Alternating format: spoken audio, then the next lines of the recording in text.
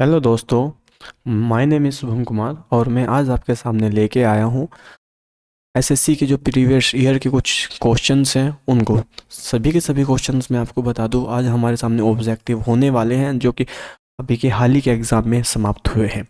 तो चलिएगा, तो मैं आपको उससे पहले कुछ बता देना चाहता हूँ। जो भी आज हम आपके सामने क्वेश्चन आएंगे, जस्ट उसके सामने आपको एक टाइमर चलता हुआ दिखाई देगा जो कि 25 सेकंड का है। जस्ट जो दूसरा टाइमर होगा हमारे उसी प्रकार से जो भी क्वेश्चन जब समाप्त हो जाएगा उसके सामने 10 सेकंड का आपका फिर से टाइमर चलेगा, यानी कि 10 सेकंड तक वो स्लाइड आपके सामने रहने वाली है। हाँ, कुछ स्लाइड को अगर मैं कुछ बता रहा हूँ तो कुछ स्लाइड कुछ समय के लिए रुक जाएगी और फिर उससे उससे नेक्स्ट आपका क्वेश्चन आएगा। अगर आपको मेरी ये वीडियो अच्छी लगे तो मेरे चैनल को सब्सक्राइब ज़रूर करना। और आइए चलते हैं आज के हमारे अपने इस complete note trust yourself Shubham Kumar में अपने आज के पहले क्वेश्चन पर। तो आज का जो हमारा पहला क्वेश्चन है वो है मंत्रिपरिषद के जो सदस्यों की को पद की जो गोपनीयता की शपथ दिलाई जाती है उसको कौन दिलाता है। तो आज का हमारा पहला क्वेश्चन है, जो पद की गोपनीयता की शपथ दिलाई जाती है कौन दिलाता है। उपराष्ट्रपति दिलाता है, सर्वोच्च न्यायालय के मुख्य न्यायाधीश दिलाते हैं, या लोकसभा अध्यक्ष दिलाता है, या राष्ट्रपति दिलाता है। तो जस्ट आपके सामने जस्ट फ्यू सेकंड्स में आपको क्वेश्चन फिर से पढ़ लेना है और फिर आपका आंसर तैयार रखना है। तो इसका जो सही आंसर है वो है राष्ट्रपति। तो फिर से रिपीट करते हैं, मंत्रिपरिषद के सदस्यों को पद की जो गोपनीयता की शपथ दिलाता है कौन दिलाता है, वो होते हैं राष्ट्रपति। अगला है, मनुष्य की आंसू में कौन सा एंजाइम होता है जिससे जीवाणु मर जाते हैं। तो आपके सामने है टाइलिन, लाइसोजाइम, एमाइलेज, यूरिएज। तो आपके सामने इनमें से जो भी आपको अच्छा लगे वो अपना आंसर तैयार रखना और देखते हैं कितने।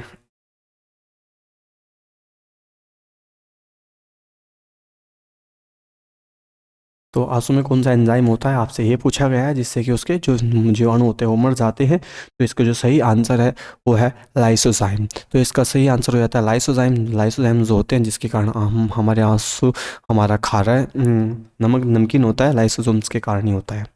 अगला क्वेश्चन अगला क्वेश्चन है जो मौर्य साम्राज्य था कि कैपिटल्स कौन सी है। Where was the capital of which Mauryan empires located. तो जो इसका सही आंसर है, क्या पाटलिपुत्र है, या वैशाली है, गया है, या लुम्बिनी है।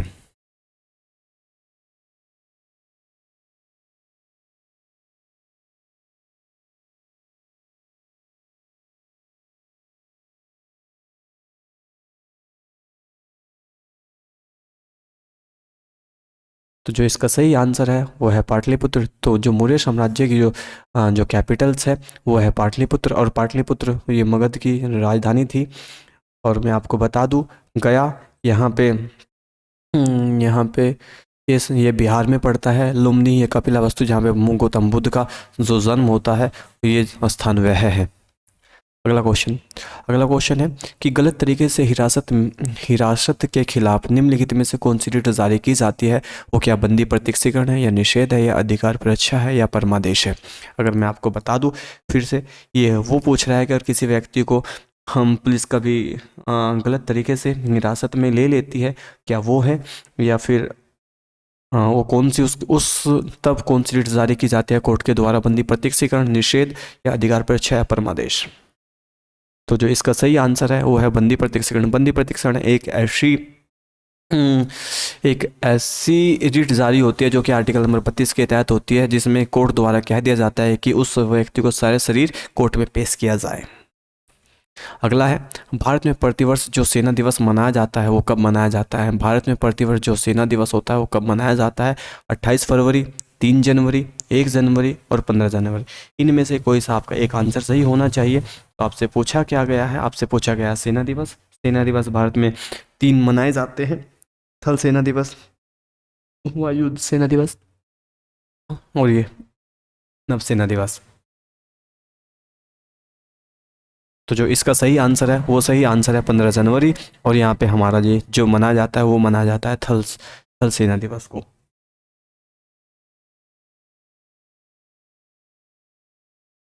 अगला है वनस्पति वनस्पति विज्ञान के जो जनक है, यानी कि फादर ऑफ जो बॉटनी है, उसके किसे कहा जाता है। एडम स्मिथ, न्यूटन, थियोफ्रैक्टस, या आइंस्टीन को।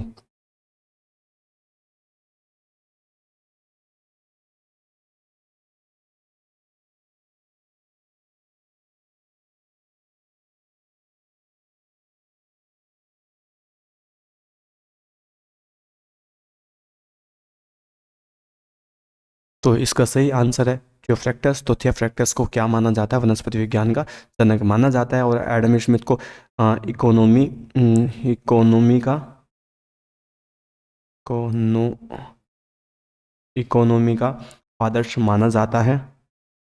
आगे है जो तालीकोट का जो युद्ध हुआ था वो कब हुआ था?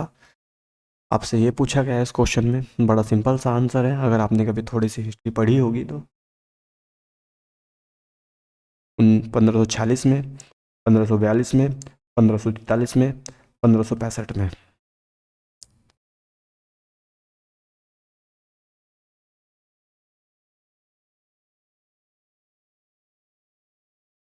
जो ये युद्ध होता है ये होता है 1565 में, और ये 1565 में जो युद्ध होता है वो तालीकट का युद्ध होता है।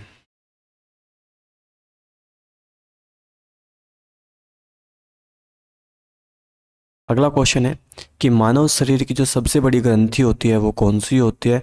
The large grand of the humans body is. आपसे पूछा, आपके लिए ऑप्शंस है थायराइड है, या बड़ी आंत है, यकृत है, या अग्नाशय है। थायराइड, बड़ी आंत, यकृत, या अग्नाशय, इनमें से आपका आंसर कौन सा सही है? तो इसका जो सही आंसर है वो है यकृत। और ये मानव शरीर की सबसे बड़ी ग्रंथि होती है। जस्ट इसी के नीचे होता है एक बाइल जूस का, जहाँ से हमारे शरीर में HCl बनता है और हमारा जो भोजन होता है उसे पचाने में मदद करता है। अगला है जो भौतिक मात्रा चुंबकीय प्रवाह घनत्व की जो इकाई है वो कौन सी है? What is unit of physical quantity magnetic flux of density. तो आपका जो सही ऑप्शंस में है आपके सामने वो है वेबर, डेल टेल्सा, सीमेंस और हेनरी। तो जो आपसे पूछा गया है चुंबकीय प्रवाह घनत्व की जो इकाई है वो कौन सी है? तो इसका जो सही आंसर है वो है टेस्ला।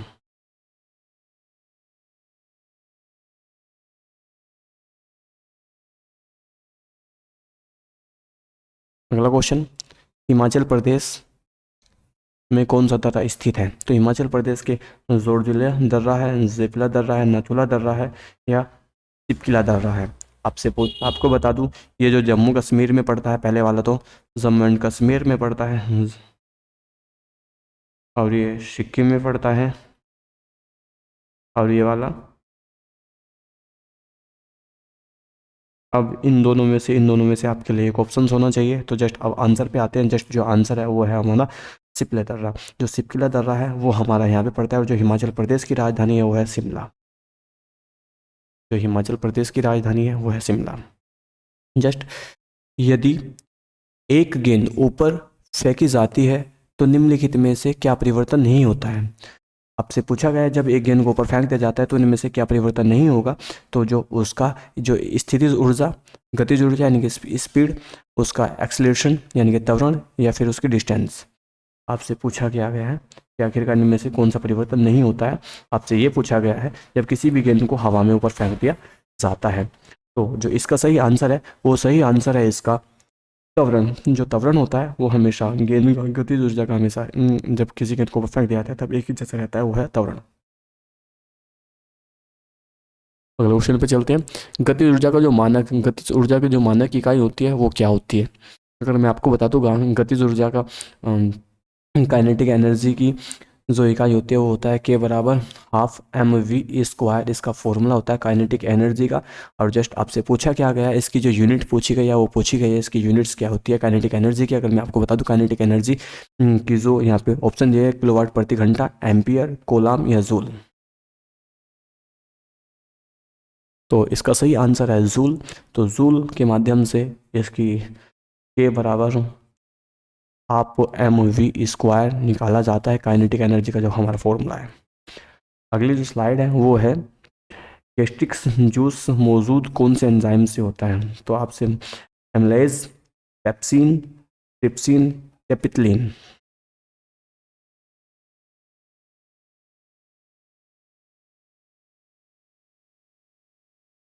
गैस्ट्रिक जूस पूछा है आपसे कि कौन से एंजाइम में मौजूद होता है। तो जो इसका सही आंसर है वो आपके सामने जस्ट कुछ सेकंड में आ जाएगा। तो वो है, इसका सही आंसर है पेप्सिलिन।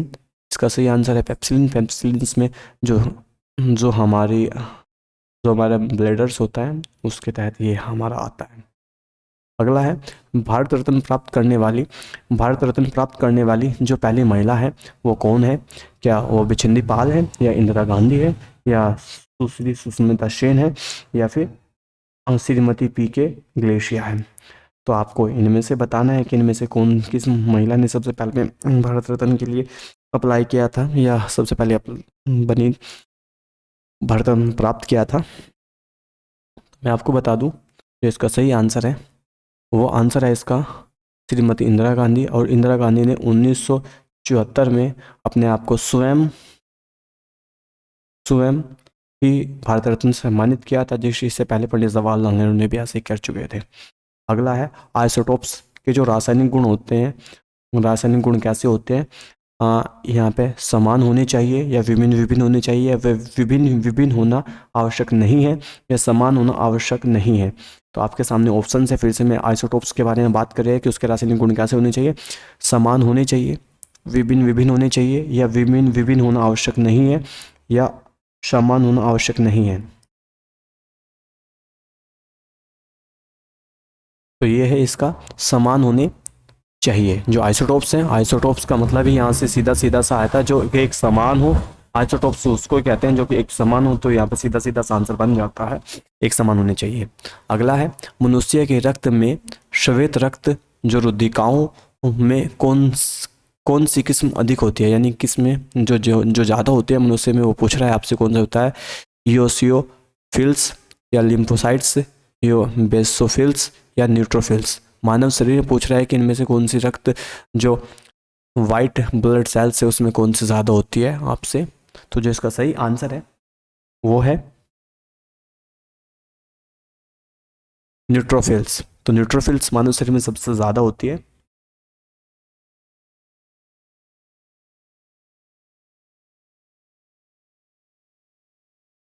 अगला है, अंडमान और निकोबार द्वीप समूह किस उच्च न्यायालय के अंतर्गत आता है? वो कर्नाटक के आता है, अगर तमिलनाडु के आता है, कलकत्ता के आता है, त्रिपुरा के आता है? तो मैं आपको बता दूं, अंडमान निकोबार द्वीप समूह में या भारत में टोटल मिला करके जितने भी द्वीप पड़ते हैं 447 द्वीप पड़ते हैं, जिसमें कि जो बंगाल की खाड़ी में स्थित है वो 204 है। और जो यहाँ पे जो सबसे ऊंची चोटी है, यहाँ की जो राजधानी है वो है पोर्ट ब्लेयर। और जो यहाँ पे सबसे ऊंची चोटी पड़ती है वो पड़ती है सैंडल पिक्स।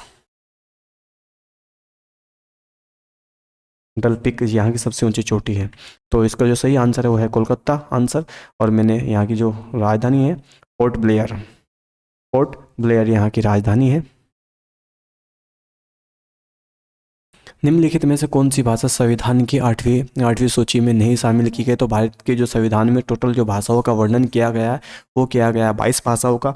तो आपको बता दूं मैं, यहाँ की भारत सबसे प्राचीन भाषाओं में से एक है संस्कृत, फिर फारसी, फिर कश्मीरी या नेपाली। इनमें से आपका सही आंसर जो है कौन सा होना चाहिए, आप तो डिसाइड कर लो, आपके लिए सबसे अच्छा है। जो कि भारत में नहीं बोली जाती, सिंपल सा, बस आपको वो देख लेना है।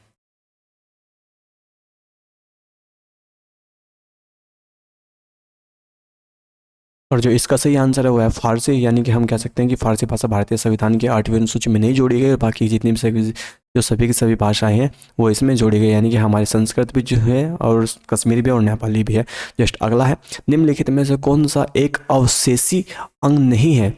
हाँ, which of the following is not residual organ? एपेंडेक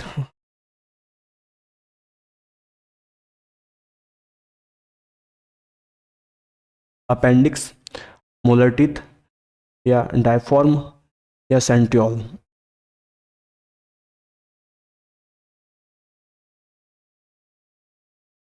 तो जस्ट इसका जो आंसर है वो सही आंसर है इसका डायफॉर्म।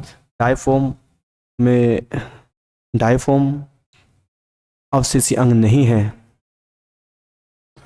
जोजिला दर्रा कहाँ स्थित है? तो जोजिला दर्रा आपसे पूछ रहा है कि कहाँ स्थित है आपसे। जस्ट शायद ये क्वेश्चन मैं आपको पहले ही इसका आंसर बता के आ चुका हूँ, पीछे जो एक क्वेश्चन पूछा गया था वहाँ पर। तो सिक्किम, जम्मू एंड कश्मीर, मणिपुर, या अरुणाचल प्रदेश?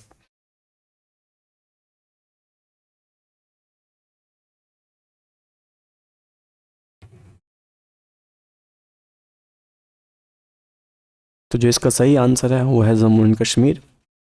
जम्मू एंड कश्मीर में एक बैनिहाल दर्रा है जिसमें भारत की सबसे लंबी सुरंग जवार सुरंग स्थित है।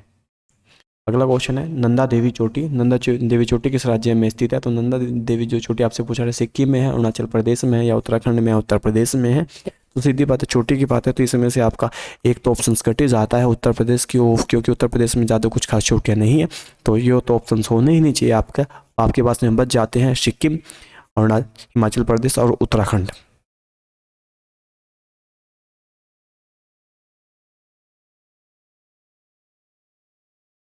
तो जो इसका सही आंसर है वो है उत्तराखंड। तो उत्तराखंड राज्य में जो नंदा देवी चोटी है वो स्थित है। अगला है इलेक्ट्रॉन। इलेक्ट्रॉन ये आपसे पूछ रहा है कहाँ, ठीक है। गति में केंद्र के चारों ओर घूमते हैं। आपसे पूछ रहा है इलेक्ट्रॉन कहाँ पे घूमते हैं, सीधे सीधे आपसे कक्षीय में ऑर्बिटल में घूमते हैं, या ट्रांसलेटर में घूमते हैं, या स्पिन करते हैं, या कंपन करते हैं, वाइब्रेशन करते हैं। तो आपका आंसर होना चाहिए सही बिल्कुल, जो कि है ऑर्बिटल। तो जब हम पढ़ते हैं ऑर्बिटल, हम इस प्रकार से बनाते थे कि एक ऊपर को गति करता है तो दूसरे इस प्रकार से गति करता है, और आप बाउ के नियम के तहत हम प्रत्येक इलेक्ट्रॉन के तहत इसको भरते थे। चंद्रावण का जो युद्ध होता है वो किस किस के बीच में होता है, आपसे क्वेश्चन पूछ रहा है। और मैं आपको बता दूं, ये जो युद्ध होता है वो जयचंद और पृथ्वीराज चौहान के बीच में होता है। ये जो युद्ध होता है वो होता है जयचंद और मोहम्मद गोरी के बीच में। मोहम्मद गोरी के बीच में यह युद्ध होता है। तो जो इसका सही आंसर है, इसका जो सही आंसर है वो है 1194 ईस्वी। जैसे इससे पहले दो तराइन के युद्ध होते हैं 1191 में और 1192 में, जो पृथ्वीराज चौहान और गोरी के बीच में होते हैं। अगला है निम्नलिखित में से किस अधिनियम द्वारा भारत के गवर्नर जनरल को अध्यादेश जारी करने की शक्ति जो है प्राप्त हुई है? चार्टर एक्ट 1833 में, भारतीय परिषद अधिनियम 1861 में, भारतीय परिषद अधिनियम 1992 में, या फिर भारतीय शासन अधिनियम भारतीय परिषद अधिनियम 1919 में। आपके लिए ऑप्शंस फिर से है कि आपसे पूछा गया अध्ययन नियम जो है किस शक्ति के तहत भारत में प्राप्त किए गए हैं। तो इसका जो सही आंसर है वो है भारतीय परिषद अधिनियम 1961 के तहत, और ये इसी एक्ट के तहत। अगला है लाई होबरा किस राज्य का जो लोक नृत्य है? आपसे पूछा गया है कि किस राज्य का लोक नृत्य ये है। आप मणिपुर, कर्नाटक, अहमदाबाद, गुजरात। तो ऑफकोर्स यहाँ से आपके दो ऑप्शन आप काट ही सकते हो, अहमदाबाद और गुजरात।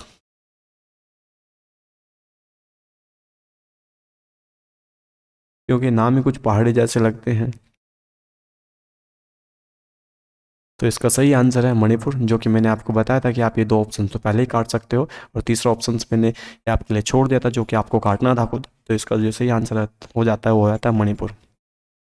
अगला क्वेश्चन है वाटर पोलो खेल में प्रत्येक पक्ष में खिलाड़ियों की जो संख्या होती है कितनी होती है? आपसे पूछा गया है जो वाटर पोलो खेल है उसमें टोटल मिलाकर कितने खिलाड़ी होते हैं आपके एक टीम में। तो किसी भी खेल की हमेशा एक ही टीम के खिलाड़ियों की संख्या पूछता है आपसे, क्या 8 होती है, 5 होती है, 7 होती है, या 6 होती है?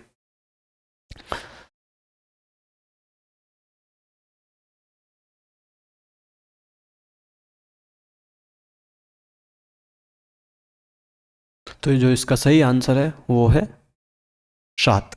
तो वाटर पोलो में जो खिलाड़ियों की संख्या होती है, खिलाड़ियों की संख्या होती है वो होती है 7।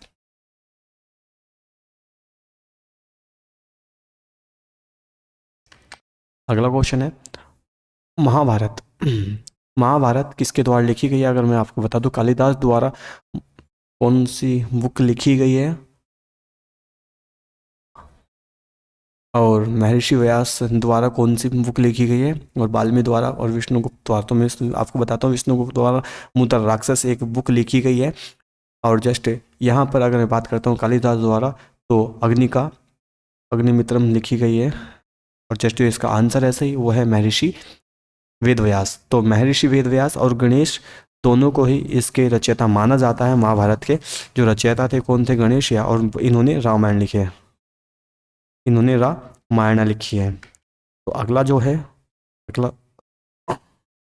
अगला जो हमारे पास में क्वेश्चन है, लोहे की कमी से बीमारी होती है। तो लोहे की कमी से कौन सी वाली बीमारी होती है आपसे पूछ रहा है। फाइलेरिया होता है, मलेरिया होता है, एमीनिया होता है, या फ्लोरोसिस होता है।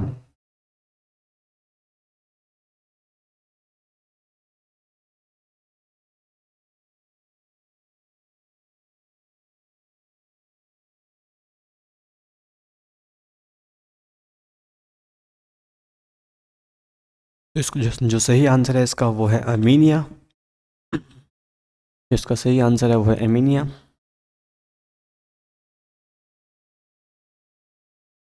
तो अगला है, निम्नलिखित में से इसका घनत्व अधिकतम होता है, यानी कि मैक्सिमम डेंसिटी पूछता है आपसे कि किसकी इनमें सबसे ज़्यादा होने वाली है। तो क्या बर्फ़ है, या आइसोटोन है, या एथिलीन है, या वाटर है? इनमें से आपसे पूछ रहा है कि कौन सा होने वाला है। आइस है, आइसोटोन है, एथिलीन है, या वाटर है? इनमें से किसका इसका अधिकतम घनत्व की बात करता है, यानी कि मैक्सिमम डेंसिटी की बात करता है आपसे। तो जो इसका सही आंसर है वो है पानी। तो पानी का जो घनत्व होता है इनमें सबसे ज़्यादा होता है, इन चारों में से सबसे ज़्यादा किसका घनत्व होता है? पानी का घनत्व होता है। तो इसका सही आंसर है पानी।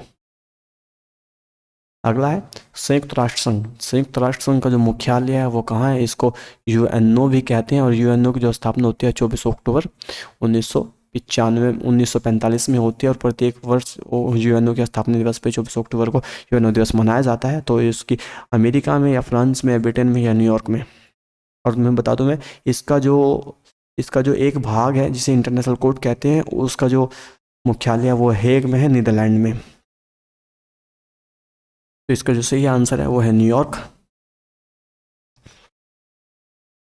अमेरिका, इसका सही आंसर इसलिए नहीं हो पाया क्योंकि अमेरिका से अच्छा यहाँ पे ऑप्शंस था न्यूयॉर्क। अगला क्वेश्चन है चाणक्य। चाणक्य किसके प्रधानमंत्री थे? तो अशोक, अजातशत्रु के, अशोक के, चंद्रगुप्त मौर्य के, या चंद्रगुप्त द्वितीय के। तो जो मैं आपको बता दूं, इनकी एक किताब आई है अर्थशास्त्र। इनके एक अर्थशास्त्र बुक है जिनमें इन्होंने वहाँ की राजनीति से संबंधित जो व्याख्या की है उसके बारे में बताया गया है। और ये प्रधानमंत्री है, ये जो प्रधानमंत्री रहे हैं आपसे पूछा गया किस किस के रहे हैं। तो जो इसका सही आंसर है चंद्रगुप्त मौर्य, और प्लस के एक होता है बिंदुसार, इन्हीं का एक पुत्र होता है एक और बिंदुसार। और ये जो चंद्रगुप्त मौर्य होते हैं संथारा या संलेखना विधि के द्वारा जैन धर्म की परंपरा के तहत ये अपने आप को मृत्यु को प्राप्त कर लेते हैं। अगला क्वेश्चन है, किसी शरीर के भार को W को इस सूत्र द्वारा बताया जा सकता है। तो W बराबर MS, या W बराबर MV, या W बराबर MF, या W बराबर MG? तो जो इसका सही आंसर है वो आपको शो करना है फिर से, इनका आंसर कौन सा हो सकता है अपने।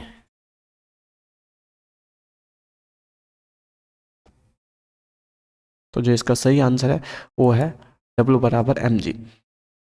W बराबर MG, यहाँ से इसका आंसर हो जाता है हमारा। जस्ट मापने वायुमंडलीय दाब को मापने के लिए प्रयोग किए जाने वाले उपकरण को क्या कहते हैं? डेसिमल मीटर, या एनोमीटर, या हर्ट्स, या बैरोमीटर? इसका सही आंसर है वो क्या होना चाहिए, यानी कि वायुमंडल दाब को हम किस उपकरण से मापते हैं? सीधा सीधा सा क्वेश्चन है, और ये काफ़ी सिंपल सा क्वेश्चन है जो कि बहुत बार एग्जाम में आ चुका है। तो इसका सही आंसर है वो है बैरोमीटर। तो डेसिमल से हम ध्वनि को मापते हैं, यानी कि साउंड को मापते हैं, और हर्ट्ज को हम आवृत्ति को मापते हैं। अगला है, यह है पंजाब।